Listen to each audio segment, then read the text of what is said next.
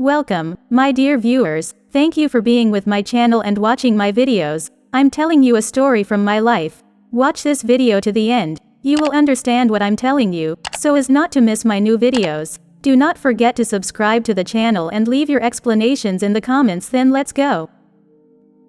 That worthless wife. Just discard her before we land in real trouble. As soon as they assumed I was asleep, my husband and his mother underwent a complete shift in their attitudes. Initially leaving home under the pretext of safeguarding their assets, they shamelessly returned, unleashing chaos. When I confronted them with reality, my name is Daisy, 30 years old, engaged to Brad after a 5-year courtship, living with his parents, the true nature of my husband and his mother became evident. Despite our initial agreement to purchase our own house after having our first child, almost 2 years had passed, and we were still residing with his parents. In this extended stay with my husband, his mother, and his younger brother, concerns about me surfaced among those around us.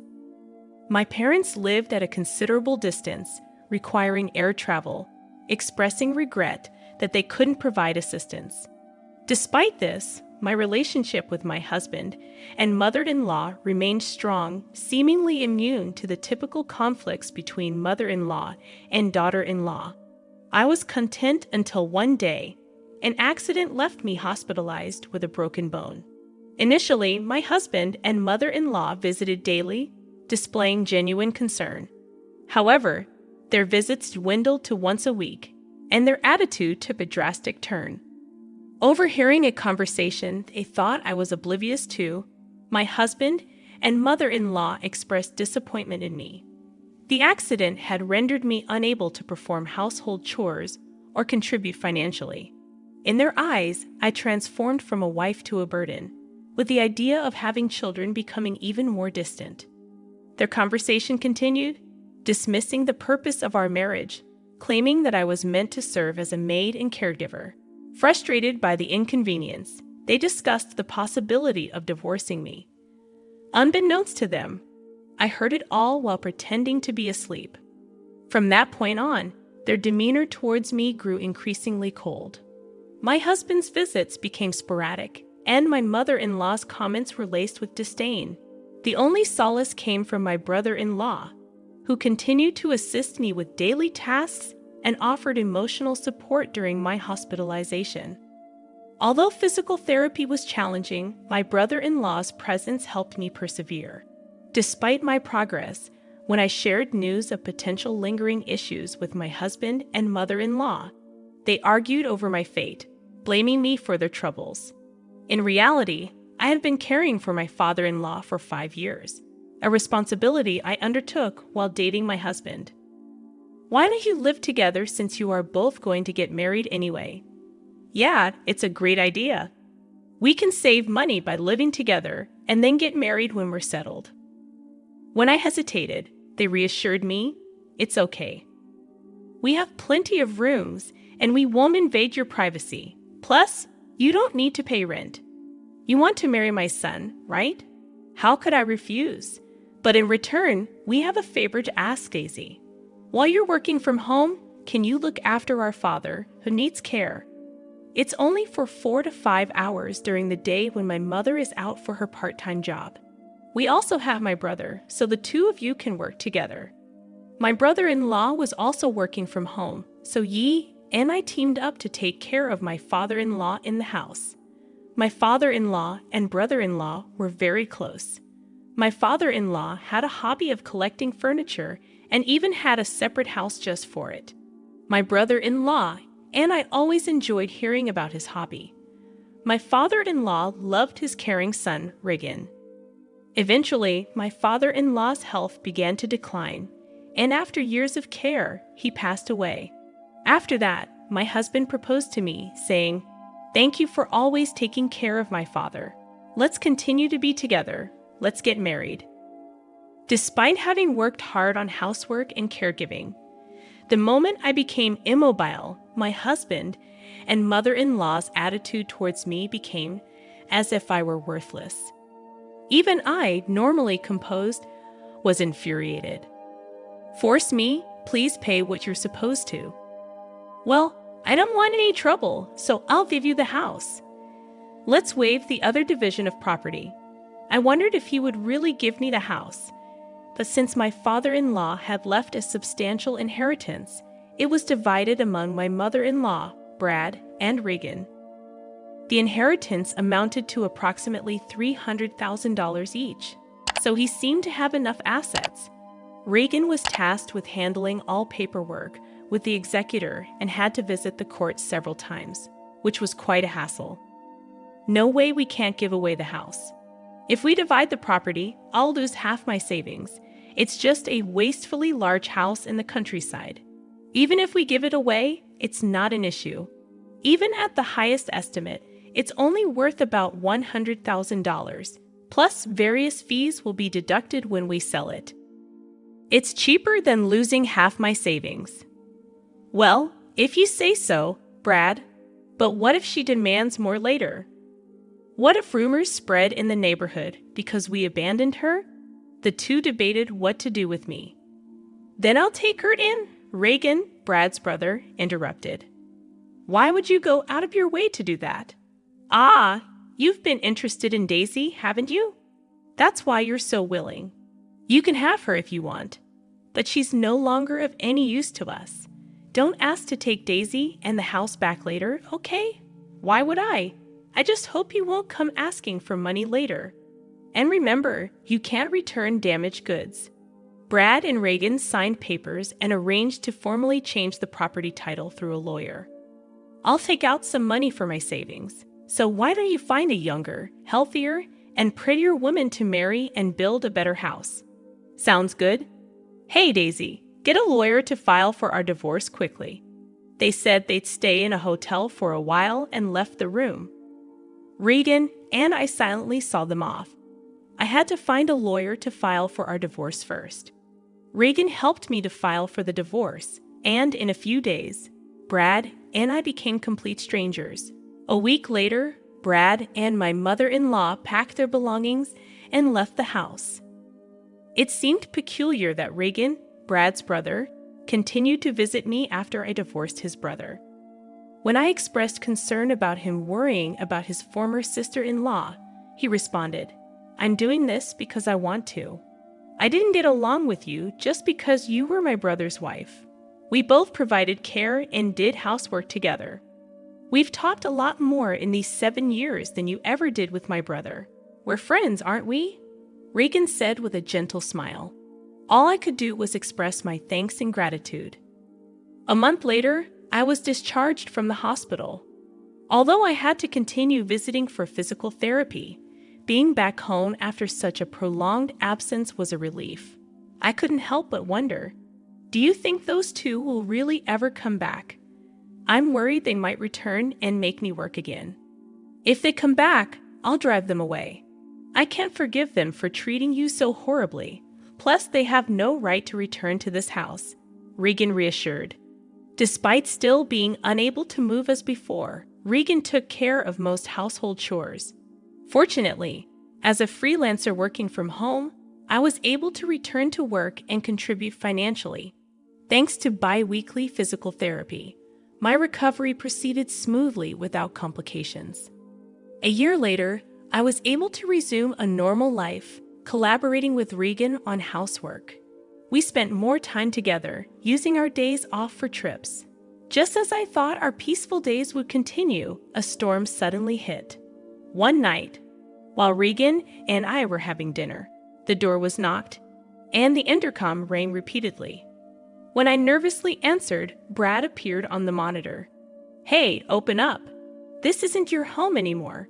State your business and leave," I firmly said as I opened the door, surprised by Brad's unexpected arrival. "What do you want? Why do I have to put up with such an attitude just for coming home?" Brad said, entering without hesitation. "I'll be living here again from today. Oh, I'm hungry. Hey, Daisy, give me some food," he ordered, disregarding the changed dynamics. "Cut it out. Why are you here?" I asked, bewildered. Brad explained. "Well, I've spent almost all my money. My mom will be here soon too, so leave the door unlocked." Remaining silent, I heard him say, "Oh, you're all healed up, huh? That's great. Let's get back together.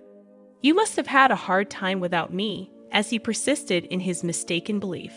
He approached me with a disgusting familiarity, and the sheer audacity of his actions made me feel sick. "Stop it. I divorced you, and I don't care about you anymore. Don't get cocky. You've been living on my money all this time, and you can't do anything but housework. Just shut up and do as I say," Brad shouted at me. Just then, the door opened, and his mother arrived, criticizing the unlocked door as careless. "What's going on?" "She's been getting cheeky, so I was giving her a bit of education. She's grown thick-skinned in the year we've been away," Brad explained. Once again, Brad and his mother began to make themselves at home, acting as if it were the most natural thing in the world. I had had enough. "This isn't your home. I'm calling the police." "Oh yeah, about that. This house was originally in your father's name, right? So that means the heir, including my mother, makes our agreement null and void, doesn't it?" Brad shouted, making an unreasonable claim. "You promised to give me the house. If you're nullifying that, then everything about the division of property should be nullified as well. Give me half the savings." "Sure, but I don't have it anymore. Didn't I tell you earlier? I've squandered it all. I quit my job, spent it all on booze, fun investments, you name it," Brad admitted, shocking me with the unbelievable revelation. "I also have some debts with consumer finance, about $20,000. I guess you can pay for me," he continued. Initially, I thought he was lying, but his mother confirmed it. "I can't lend you that much money." "I'm not asking you to lend it. I'm telling you to pay it. I'm not giving you any money." "I'm calling the police," I declared. As Reagan dialed the police to report the situation, Brad began wreaking havoc in the house, breaking the precious furniture that had been my father-in-law's keepsake. His mother joined in, destroying the furniture and laughing as she did so, something so terrible that it tarnished the memory of my father. About 10 minutes later, when the police arrived, I explained the situation to them. "This is quite a mess. Let's hear your side of the story," one officer said. "What's wrong with me breaking things in my own house? That's right. We're just crushing things we don't need. What's the problem?"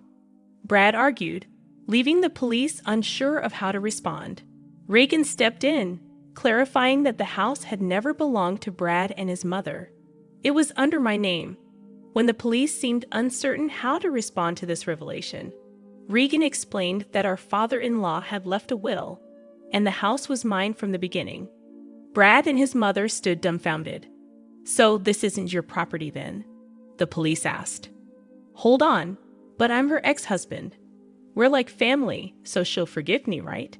Brad pleaded. "Don't make me laugh. You're a stranger. Once you're an ex, I don't even know you. You were in contact with another woman before our divorce was finalized and treated me like a maid. If not you, then who?" I retorted. No, that's not what happened. I was just going along with what my mom said. She ordered me to do all this," Brad claimed. His mother confirmed that Brad had been trying to marry a young woman after our divorce, according to her information. He also quit his job to start his own business, but it failed within just a month. Despite having money, Brad was rejected by lenders and became reckless, engaging in irresponsible behavior such as playing and gambling, claiming he had money to spare. He admitted to having almost no money left, and it seemed that his financial situation was indeed dire. "You brought this upon yourself. All this is Brad's fault," I asserted, despite their previous condescending attitudes towards me. They both desperately pleaded for forgiveness, attempting to shift the blame, but this was truly ridiculous. "No, I won't forgive either of you. And this isn't something from the past, is it? You were treating me like a servant until a moment ago. Not leaving when I asked you to leave is illegal. And since the furniture collected by my late father-in-law is now mine, you'll need to compensate me for that." But all right, we will compensate you. Just please don't get the police involved. You wouldn't want me to go to jail, would you? They pleaded. Unmoved, I responded, I actually don't care at all. By the way, we're married. It turned out I was married to my former brother-in-law, Reagan. It hasn't even been a year, and you've moved on to another man, my own brother at that. What are you talking about? You moved on before you were even divorced, didn't you? You wouldn't return Daisy to me, no matter how many times I asked. Stop clinging to the past already. Brad was left speechless. I don't care anymore. I'll pay for whatever damages there are. How much for my idiot husband's junk? Well, if we calculate roughly, about $100,000. The furniture that my father-in-law had collected was all high-end pieces made by famous designers, I explained. Brad and his mother, who had no interest in these items, seemed to have believed they were just junk. You're going to compensate for what you've broken, right? We're not sure if we can get the same items, but make sure to pay properly. Unable to afford such compensation, Brad and his mother were distraught. For the time being, the police took the two of them away for trespassing and vandalism. Of course, I didn't forgive them and proceeded with the lawsuit. Afterwards, Brad and his mother, who were desperately seeking help from Regan, were bluntly rejected. Regan said, I'm ashamed to even be related by blood. Brad and his mother were likely receiving their just desserts together. And there's one more thing I kept secret. My father-in-law told me to sell the house and use the money as I wish. Regan had told me that the price of the house was $100,000. But in reality, the document stated the value of the house was around $500,000. It's a good location, so it might sell for a bit more. But for now, Regan and I decided to take it easy in the house my father-in-law left us, with no plans to sell it. Eventually, we planned to sell the land and build a new house. I had some worries about having children, so after getting married to Regan, I went to the gynecologist for a checkup. But there were no issues with either Regan or me. Now, with the troublemakers gone, Regan and I are living happily together.